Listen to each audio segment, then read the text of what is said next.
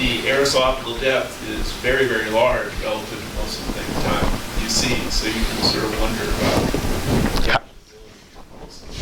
Yeah, I don't know if we will be able, but it looks to me like something that could be fruitful if the more measurement we do are combined to come up with inversion. So currently we do things like BB over B. These are two instruments we're bringing together to tell us something about composition. But one would hope that there's, if you do an absorption measurement, a scattering measurement, an attenuation measurement, maybe a depolarization ratio measurements, you're going to start to be able to tease more about who's in the water rather than only bulk. Maybe I'm dreaming. But another direction we don't do, which they've done, is look at informational content.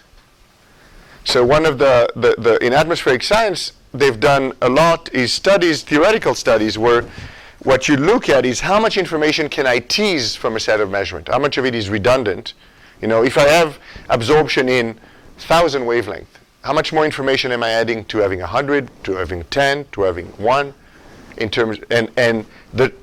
an analytical field where we can learn a lot about what are limitations in terms of adding more measurements. Yes? They started like with coral reef stuff and optics with reefs, sensitive reefs. They developed these big spectral libraries of different species of reef, different zooxanthellae, things like that. Or does anyone do that with like their backscattering ratios, any of that kind of optical information for different kind of particles or phytoplankton or anything like that? We do it. We're talking currently about more organic reach, more inorganic reach, and there's some libraries of cultures, but not much more in terms of inversion. What Colin does, by taking water samples, she can take measurements on a mooring and realize when dominance of one species changes to dominance of another one. And there's a new tool, relatively new tool that is used, which are imaging cytometers that you put in the ocean to take pictures of particles. And those will have tremendously, Heidi Sosik and Rob Olsen have pioneered a lot of that work. And what they're able to do is correlate changes in optical properties with who in the water has changed. And what they're observing often is while chlorophyll can go like this, every 3 weeks you have a change in dominance of the phytoplankton in the water. So obviously chlorophyll is not necessarily a good predictor of who's in the water. I mean, except if you have very much or little, you can say something like it's most likely a diatom, it's most likely, a Prochlorococcus, but not much more than that. There, because they see pictures, so combining microscopy with taking optical properties, they can say something about who it is, and then maybe we'll be able, with these type of data, to tease out better, I see also my list tell me the volume scattering function is changing, et cetera, et cetera. Yes? Can microplastics give us some sort of impact on what we're seeing? There's no evidence yet.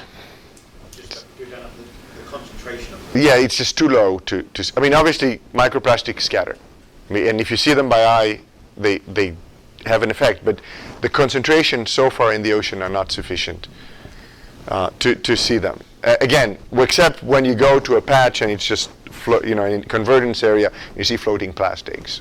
But microplastics, so micron-sized plastic, have not yet been shown to provide any measurable contribution.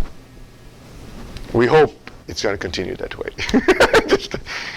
If we stop dumping as much as we do, or using them as much as we do. One of the students last time at the international meeting was talking about using reflectance in the infrared to see microplastics. Do you remember that? I don't. Plastics also fluoresce. You can have there's signature for plastics. There's all kind of things. The problem is whether there's enough of them.